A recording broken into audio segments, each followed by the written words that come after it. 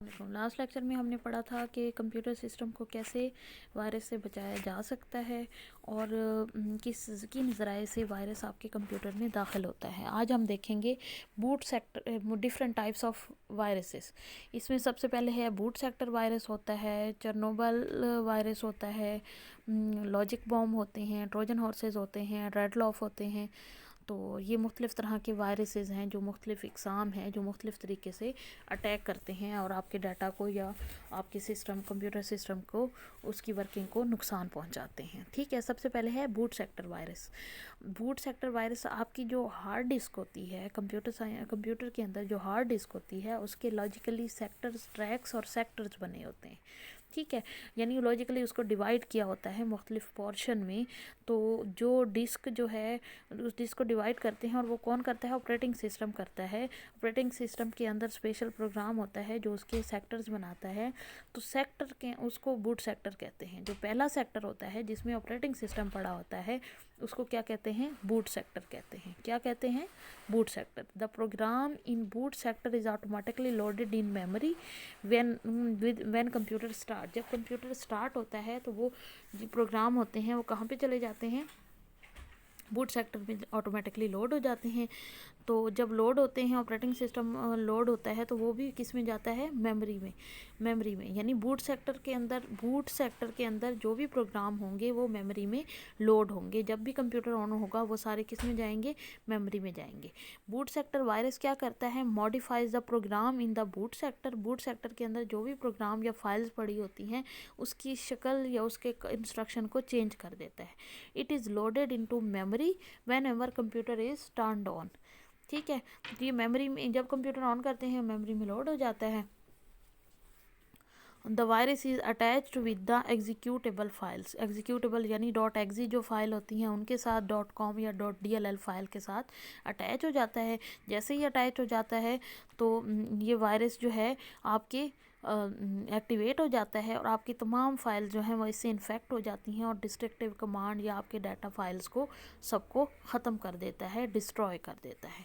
ठीक है, ये हो गया बूट सेक्टर वायरस। ऐसा वायरस जो बूट सेक्टर में पड़े हुए प्रोग्राम के अंदर अटैच हो जाता है और जब कंप्यूटर ऑन करते हैं तो वो मेमोरी में लोड हो जाता है और उसकी फ़ाइल की शक्ल को, शेप को, उसकी इंस्ट्रक्शन को चेंज कर देता है। ठीक है, और है चेरनोबिल वायरस। चेरनोबिल वायरस क्या करता है? माइक्रोसॉफ्ट ऑफिस की, ख़ुसूसन MS ऑफिस की जितनी फाइल्स हैं उसमें वर्ड की फ़ाइल्स हो गई या एक्सेल की या इस तरह की जितनी भी फाइल्स होती हैं और उसको वो सिर्फ किन फाइल्स को तबाह करता है? माइक्रोसॉफ्ट ऑफिस की फ़ाइल्स को।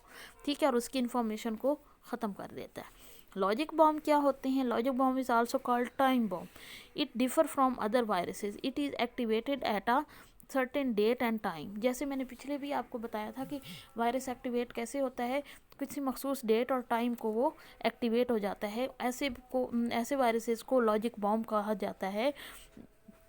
इसमें सबसे जो बेस्ट एग्जांपल है माइकल एंजेलियो जो है वो लॉजिक बॉम्ब है और डाटा को और हार्ड ड्राइव में फाइल्स को ख़त्म कर देता है। 6 मार्च को ये क्या एक्टिवेट होता है।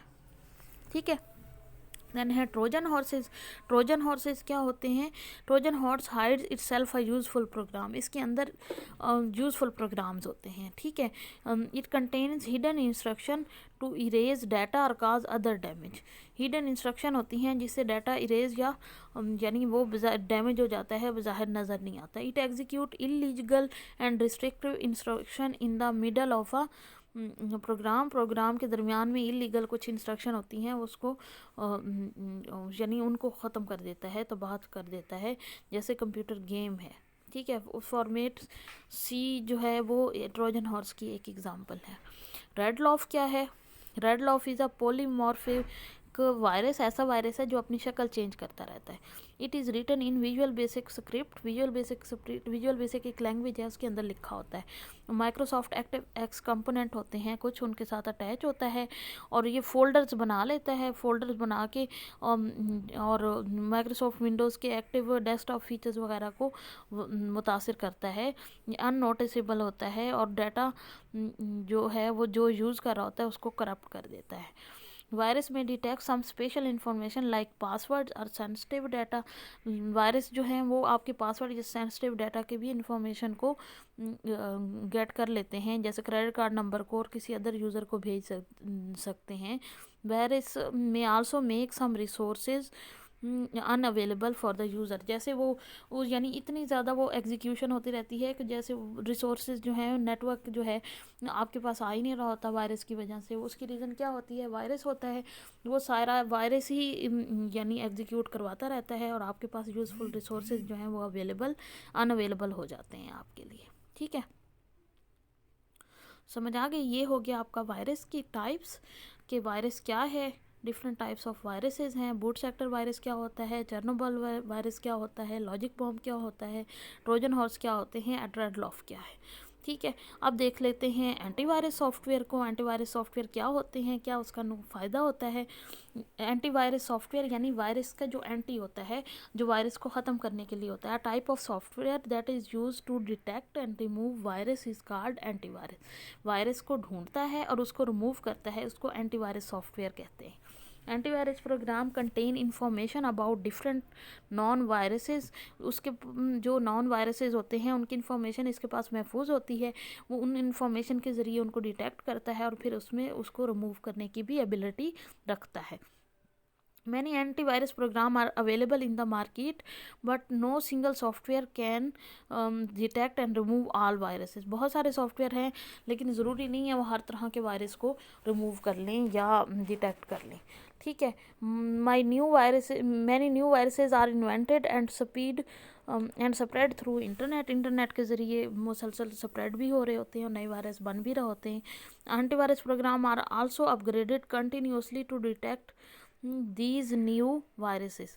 जो एंटीवायरस सॉफ्टवेयर हैं वो भी इंफॉर्मेशन उसके बारे में बहुत ज़्यादा इकट्ठी करते जाते हैं साथ के साथ, और वायरसेस को डिटेक्ट करने में जब तक उनकी इन्फॉर्मेशन सही नहीं होगी वो इन्फॉर्मेशन को अपडेट करते रहते हैं। ठीक है, कुछ इंपॉर्टेंट एंटीवायरस कौन कौन सी हैं, मैकेफे है, नॉर्टन एंटीवायरस है, डॉक्टर सोलोमन्स है, एवीजी है, एवेस्ट है और उसके अलावा और बहुत सारे हैं। ठीक है, फ़ायदा क्या होता है एंटीवायरस का, ये आपके प्रोग्राम्स को प्रोटेक्ट करते हैं वायरस से।